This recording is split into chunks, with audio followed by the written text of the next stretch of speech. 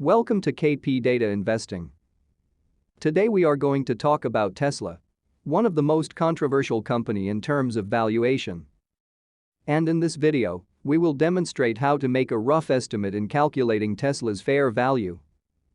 They recently announced a decision to seek investors' approval for its second stock split in less than 2 years, following the footsteps of big tech giants like Amazon and Google, which recently made similar announcements.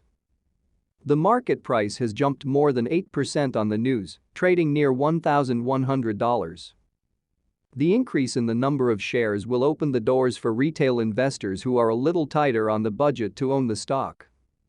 Tesla has been the most controversial company in terms of valuation. We can take a look at the analyst ratings posted on Yahoo Finance in March. Near one-third of the analyst has held Tesla as a seller underperform, while another one-third of analyst has held a buyer outperform rating. The 12-month price forecasts for Tesla have an average price target of $949. But the price targets range from about $250 to $1,480 a share. The $1,200 price spread is more than 100% of the current stock price. Why is this the extreme case? It comes down to what kind of valuation model investors use to value Tesla. If the majority of investors value Tesla as a car manufacturer, it is clearly overvalued by comparing the valuation metrics to other massive automakers such as GM and Ford. All the valuation metrics, including enterprise value to revenue, enterprise value to EBITDA, price to earnings ratio, or price to sales ratio, are signifying the company is considered overvalued. Obviously, investors are not valuing Tesla as an automaker. They value Tesla as a tech company, or more specifically, an Internet of Cars company. Tesla vehicles can regularly receive the over-the-air software updates that add new features and functionality. The updates are delivered remotely from a cloud-based server through a Wi-Fi connection. Now, is Tesla overvalued? Most of the time, when we hear people saying a company is overvalued, the first thing we will do immediately is to check on their estimated growth rate for the next couple of years. The further out estimates, such as 2024 and beyond, are more as a reference to us, because those numbers are relatively unpredictable. We would, at least, in this moment, more focused on the numbers on 2022 and 2023. The only question we want to know is if the current valuation multiples can be justified by their future growth rate. Looking at the numbers here, Tesla's year-to-year growth rate is on average 40% up to 2023. Their estimated EBITDA growth rate is about 73% in 2022 and 31% in 2023. The earnings per share growth rate is around 57%. The first thing we notice right away is the growth rate in their bottom line earning is growing at a much faster pace than their top line revenue, which is a positive sign for us as an investor, because this demonstrated Tesla is improving on their profit margins. As of right now, their EBITDA margin and net income margin are forecasted to expand consistently up to 2025. Once again, this is definitely a good thing to see. So, the next question is if these growth rates can justify their current stock price. Let's do some calculations together. This time we will use enterprise value to EBITDA, which will include their net debt and cash position, to provide a more precise reflection on their true value. As of the moment making this video, their enterprise value is sitting at around $1.12 trillion. Their EBITDA was reported to be $11.6 billion. Dividing these numbers, we come up with their current enterprise value to EBITDA at roughly 96. Remember, their EBITDA growth rate is 73% and 31%, on average 50% up to 2023. If we take the approach similar to PEG, we will have a more complete story. Using their average estimated growth rate divided by their EV to EBITDA ratio, we will have the ratio at around 1.94. For those who is familiar with PEG ratio, this suggests that their current stock price cannot be justified by their estimated growth rate. By taking this number, we could see that Tesla is conventionally considered overvalued since the price is too high compared to their expected growth.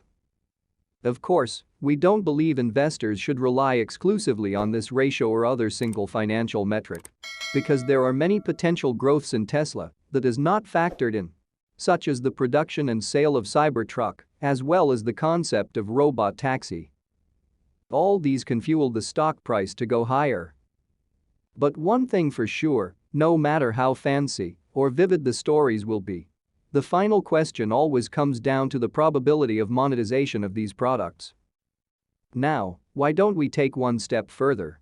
Let's do re-engineering to calculate what price Tesla will be when the ratio drops down to 1, just to have a sense of the fair value using this ratio. To save us some time, we will just go straight into the calculation without spending too much time explaining the math. First, multiplying 1 by their average growth up to 2023. Then multiplying the result by their current EBITDA. We now have their enterprise value at $580 billion.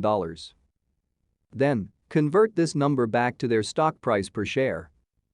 Dividing $580 billion to their current enterprise value, $1.12 trillion, and multiplying it with current stock price $1,094.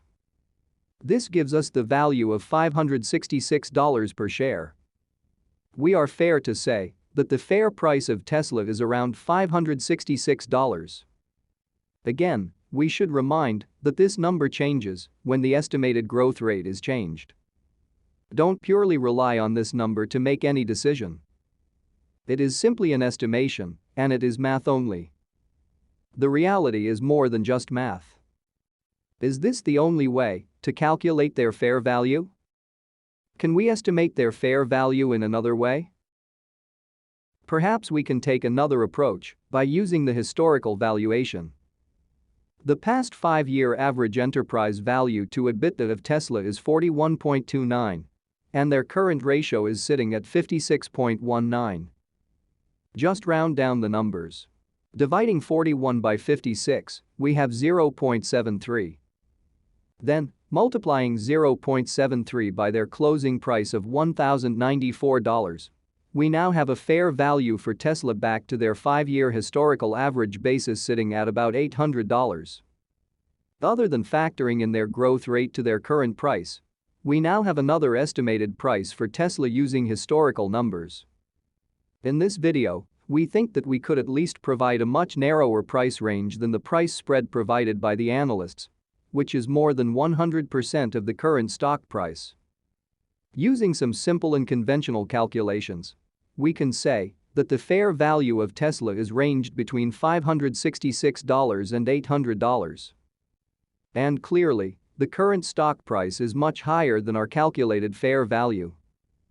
By referencing these numbers, we are at least confident to say that we will not buy the Tesla stock at the current price until they are trading to the range that we just said. But many news and things are happening around Tesla. It is important that investors should perform their due diligence in estimating the true intrinsic value of Tesla. We are here in this video offering some simple methods and educating people on the ways that they can make assumptions in calculating a company's true value. There are certainly many more ways to valuing stocks.